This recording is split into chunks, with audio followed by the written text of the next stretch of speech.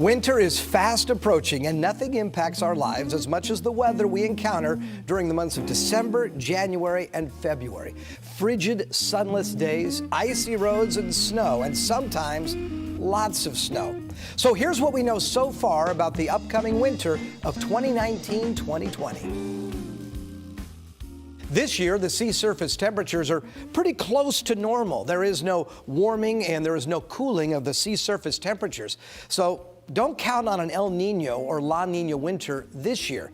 So that leads us to believe we should have close to a normal winter here in the inland Northwest. But the Climate Prediction Center has also released its winter forecast based on computer models.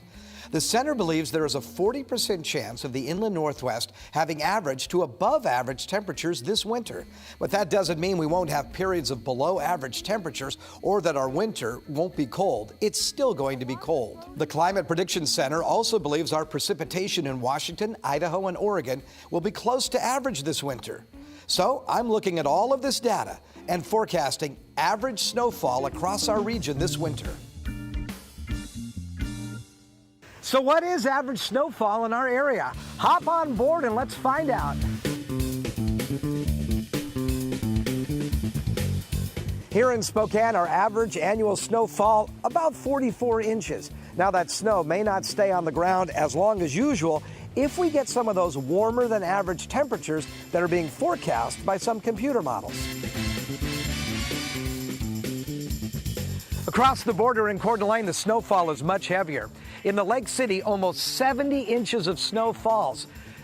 Its close proximity to the mountains enhances the winter storms, producing almost twice the amount of snow that falls in Spokane. In Pullman and the surrounding Palouse, average about 42 inches of snow, a little bit less than Spokane, but so important for agriculture. Winter wheat is planted in the fall and then harvested in the spring. And the snow cover helps ensure winter wheat survival by protecting it from sub-zero temperatures and providing much-needed moisture. In northern Idaho valleys, you can expect to see up to 61 inches of snow this winter. In towns like Sandpoint, the snowy streets remind everyone that world-class skiing is only 30 minutes away.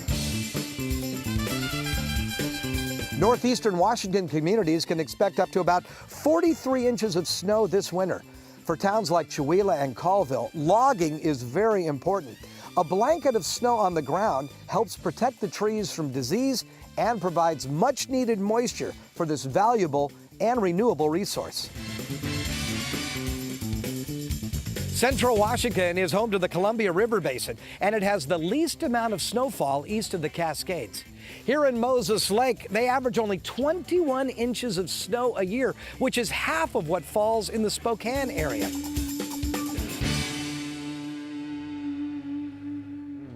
Two years ago, you called it on the dot with how much snowfall we get in Spokane. I did, and last year I kind of missed it because of that late February and March snowfall. So it kind of depends. We'll see how it all plays out. At the same time, you know, we are still going to get winter. I do think we're going to see above average temperatures, so we may get the snow, it may get measured, and then it may melt. So instead of having those long periods of kind of that permafrost, you know, that we have on our roadways, which is so difficult to drive on, that may be lessened a bit this year. But I still think it's going to be an awesome year for recreating. Good to know. And also quickly, I did not realize that Coeur d'Alene got so much more snow than we do in Spokane. Yeah, they bump up against the mountains, and as that weather system moves in and starts rising up across those Idaho mountains, it tumbles that precipitation back into Coeur d'Alene. Almost twice what we get here in wild stuff. Spokane. Always love the long-range forecast, Tom. Thank you very much.